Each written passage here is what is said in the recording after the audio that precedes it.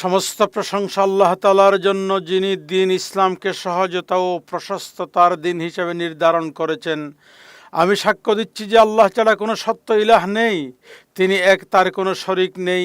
এটি এমন এক সাক্ষ্য যা মুক্তি ও কল্যাণের কারণ হয়। আমি আরও সাক্ষ্য দিচ্ছি যে আমাদের নেতা ও নবী মুহাম্মদ সাল্লাল্লাহু আলাইহি ওয়াসাল্লাম আল্লাহর বান্দা ও রাসূল, যাকে তিনি হেদায়েত ও রহমত সহ প্রেরণ করেছেন। আল্লাহ তার উপর, তার পরিবার পরিজন, সাহাবাই কেরামদের উপর ধারাবাহিক ও অবিরাম শান্তি বর্ষণ করুন। আম্মা বাদ, আমি নিজেকে এবং আপনাদেরকে সবাইকে তাকওয়া অবলম্বনের উপদেশ দিচ্ছি, কেননা তাকওয়াই অন্তরের সর্বোত্তম পাথেয়। এর মাধ্যমে আল্লাহর সন্তুষ্টি অর্জিত হয়, দুঃখ কষ্ট বিপদ আপদ দূর হয় এবং বারাকা ও হেদায়েতের ধার উন্মুক্ত হয়। মহান আল্লাহ রাব্বুল আলামিন বলেন, আর যে ব্যক্তি আল্লাহকে ভয় করে তিনি তার জন্য উত্তরণের পথ বের করে দেন। ইসলাম হলো সহজতার ধর্ম, রহমতের শরীয়ত এবং মধ্যম পন্থা ও ভারসাম্যপূর্ণ জীবন ব্যবস্থা। ইসলাম সব পবিত্র বিষয়কে হালাল করেছে এবং প্রত্যেক অধিকারীর প্রাপ্য অধিকার যথাযথভাবে প্রদান করেছে। তাই এতে আত্মার জন্য যেমন প্রাপ্য অংশ রয়েছে, তেমনি দেহেরও প্রাপ্য অংশ রয়েছে। পরিশ্রমের যেমন অংশ রয়েছে, তেমনি অবকাশেরও অংশ রয়েছে। দুনিয়ার জন্য যেমন অংশ রয়েছে, তেমনি আখিরাতের জন্য অংশ রয়েছে। এ কারণেই মানসিক বিনোদন একটি শরীয়ত সম্মত বিষয়, যদি তা শরীয়তের অনুমোদিত সীমার মধ্যেও থাকে, আল্লাহর আনুগত্যের সহায়ক হয়, আর কোনো ওয়াজিব থেকে বিরত না রাখে এবং হারামের দিকে ধাবিত না করে। বিনোদন এমন এক উপায় যার মাধ্যমে একজন মুসলিম তার ক্লান্তি দূর করে নতুন উদ্যমে ফিরে পায়, মনোবলকে আরও দৃঢ় করে এবং নব উদ্দীপনায় তার প্রতিপালকের পথে চলা অব্যাহত রাখে। এটি একটি শরীয়তের পূর্ণতা ও রহমতের অন্যতম নিদর্শন, কেননা ইসলামী শরিয়া মানুষের স্বভাব প্রকৃতি সম্পর্কে সম্যক অবগত, তার প্রয়োজন ও চাহিদার প্রতি যথাযথ গুরুত্ব দেয় এবং প্রতিটি বিষয়কে তার যথাযথ স্থানে প্রতিষ্ঠিত করে।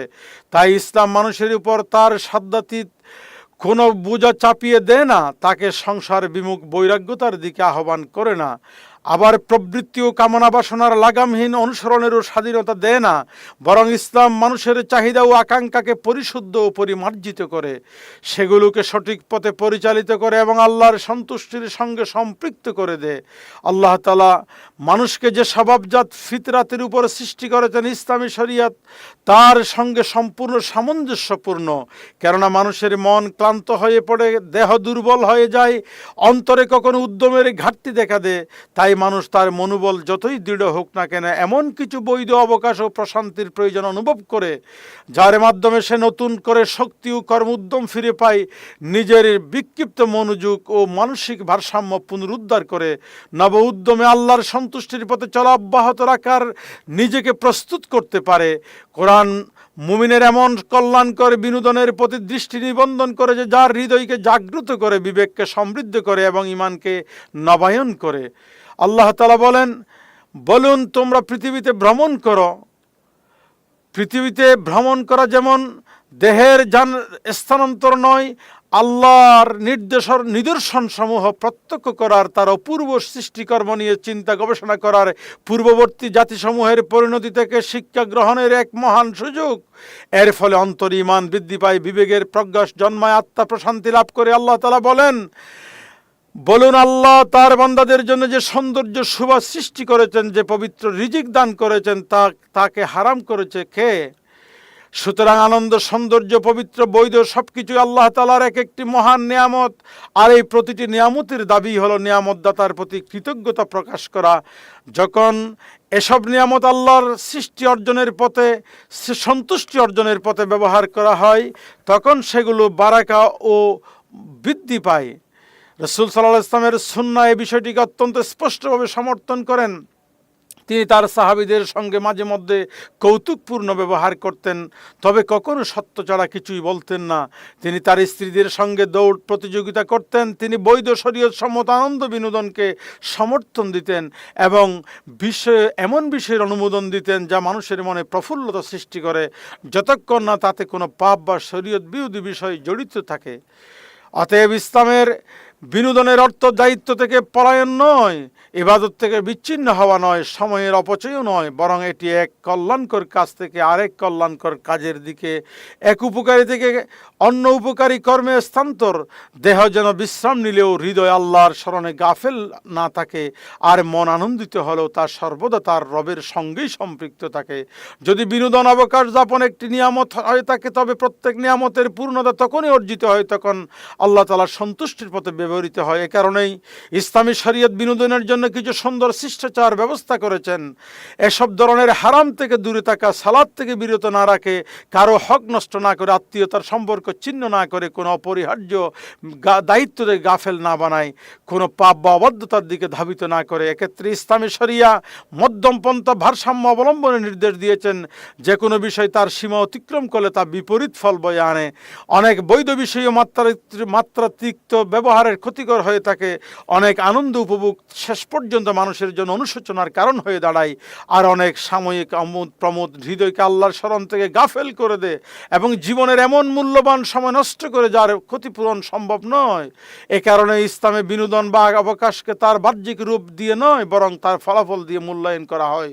যদি কোনো ব্যক্তি অবকাশ শেষে আরও বেশি প্রশান্ত চিত্ত, অধিক প্রফুল্ল, দৃঢ় মনোবল সমূহ, উত্তম চরিত্রের অধিকারী হয়ে ফিরে আল্লাহর ইবাদত অনুগত্যের প্রতি আরও অধিক আগ্রহী হয়ে ওঠে, কিন্তু তবে সেটি পথ থেকে বিচ্যুত হয়েছে যদি সে মনে করে যে সে আনন্দ উপভোগ করেছে।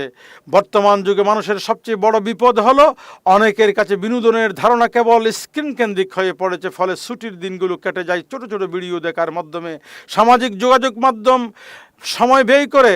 এভাবে দিন শেষ হয়ে যায়, কিন্তু ফল হিসেবে থেকে যায় বিক্ষিপ্ত মন, শূন্য হৃদয়, পরিবারের সঙ্গে সম্পর্কের দুর্বলতা, আল্লাহর কিতাবের সঙ্গে সান্নিধ্যের অভাব, এক ক্ষণস্থায়ী আনন্দ। তো আল্লাহ তাআলা বলেন, ফাইদা ফারাগতা ফানসাব ওয়া ইলা রাব্বিকা ফারগাব। অতঃপর যখন তুমি কোনো কাজ অবসর লাভ করো, তখন অন্য একটি কল্যাণ কাজের আত্মনিয়োগ করো আর তোমার রবের প্রতি আগ্রহী হও।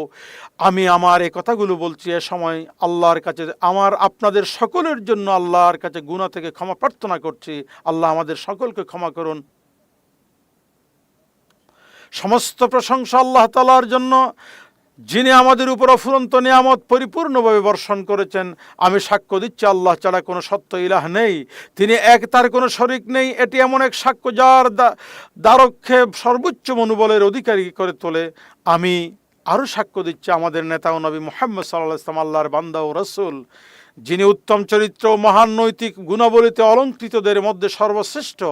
আল্লাহ তার উপর, তার পরিবার পরিজন, তার সাহাবাইগণের উপর রহমত শান্তি নাজিল করেন। যার দিন ও উন্নত মূল্যবোধের অধিকারীদের মধ্যে সর্বোত্তম। আম্মাবাদ, আমি আপনাদেরকে এবং আমার নিজেকে আল্লাহর তাকওয়া অবলম্বনের উপদেশ দিচ্ছি।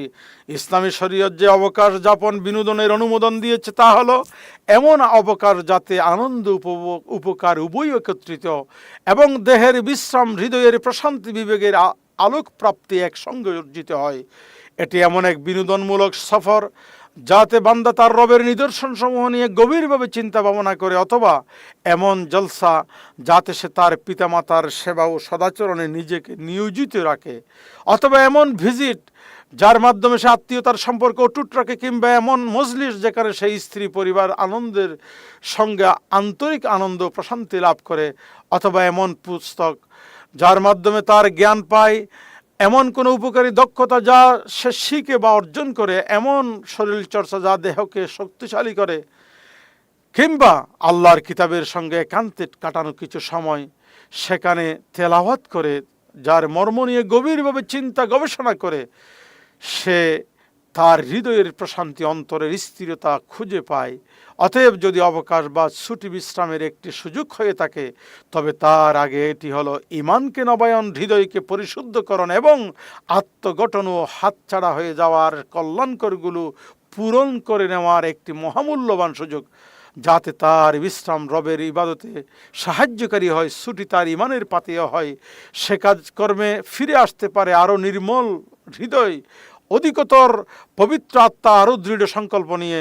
আল্লাহ তাআলা বলেন, তোমার জন্য আল্লাহ পরকালে যা রেখেছেন তা তালাশ করো, দুনিয়াতে তোমার নির্ধারিত অংশকে ভুলে যেও না।